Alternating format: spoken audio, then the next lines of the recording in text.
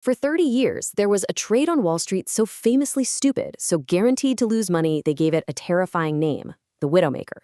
Betting on it was financial suicide. But what if I told you that overnight, the dumbest trade in the world suddenly became the smartest, that it woke up and now holds the entire global economy hostage? Buckle up, because this is a wild one. Look, don't just take my word for it. This isn't some niche, boring finance thing. We're talking about what the Times of India is calling the world's biggest worry. For a generation, Japan was the one stable, predictable thing in a crazy financial world. Think of it as the anchor. Well, that anchor is being ripped up from the seabed. So, how on earth did we get here? How did the safest, most boring market on the planet suddenly become the most dangerous casino in the world? Well, the story starts with that terrifyingly named trade. Yeah, let's talk about that name for a second. The Widowmaker?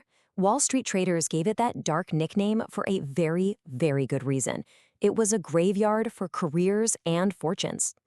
The bet itself was actually dead simple. It was a bet that interest rates in Japan, or bond yields if you want to be fancy, would eventually have to go up. I mean, it makes sense, right? They can't stay at zero forever. But for 30 years, anyone who made that bet got absolutely obliterated, wiped out. Why? Because the Bank of Japan basically had an infinite money cheat code and was dead set on keeping those rates nailed to the floor. It was a trade literally designed to fail. For decades, it always failed. Until now. All of a sudden, the people who bet on this impossible trade are winning. Big time. The Widowmaker is awake, and the rest of the world is just starting to feel the ground shake. To really get why, we need to do a quick time warp. We have to go back to a time I call Japan's era of zero. For decades, Japan's economy was running on a completely different operating system from the rest of us. So here's the quick and dirty history. Their massive economic bubble popped back in the 90s, and they got haunted by this thing called deflation, which is when prices actually fall. Sounds good, but it's terrible for an economy. So to fight it, the Bank of Japan went nuclear. They cut rates to zero. Then they introduced this wild policy called yield curve control, which is just a fancy way of saying they forced rates to stay at zero. And then they even went negative. They created this bizarre alternate reality with zero risk and zero reward. But here's where it gets really interesting. This weird artificial stability, this world where money was literally free to borrow, created an opportunity. An opportunity so good, it became legendary. It was known as the financial world's one and only free lunch. And just as everyone got comfortable eating that free lunch, the Bank of Japan decided to flip the entire table over.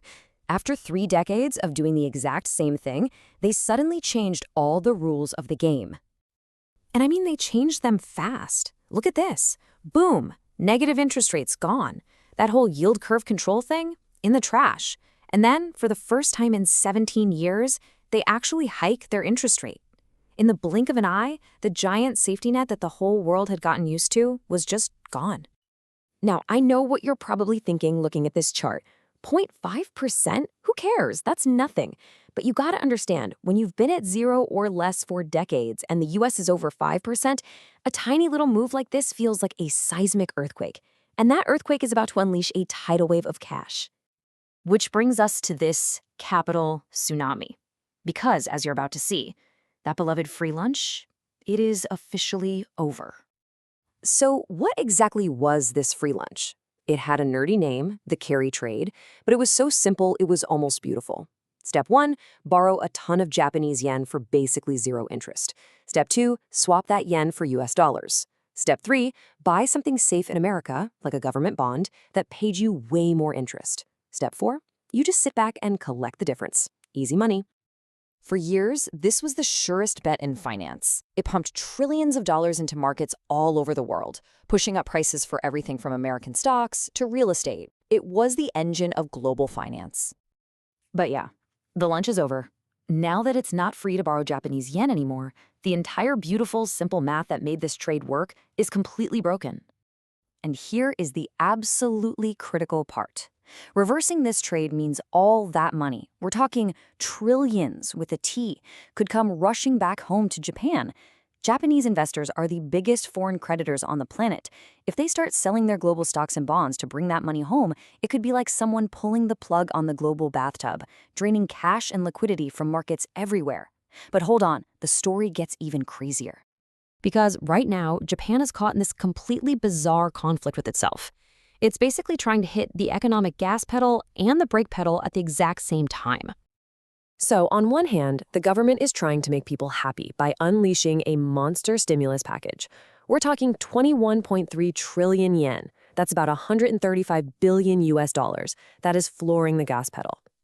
But at the exact same moment, the Bank of Japan, their central bank, is raising interest rates. And that is the economic equivalent of slamming on the brakes, hard. You see the problem here, right? It's exactly like hitting the gas and the brake at once. It's a massive contradiction, and it's what has economists everywhere absolutely terrified. Because doing this creates a really, really dangerous risk. It creates the risk of a death spiral. See, Japan's national debt is already astronomical, around 230% of their entire economy size. It's insane. As interest rates go up, their interest payments on that debt explode. That could force them to borrow more money just to pay the interest, which, you guessed it, pushes interest rates even higher. You see the vicious cycle? It's a potential nightmare scenario. So where is this all going? What's the end game? Well, right now, experts are divided. They basically see three possible ways this whole thing could play out.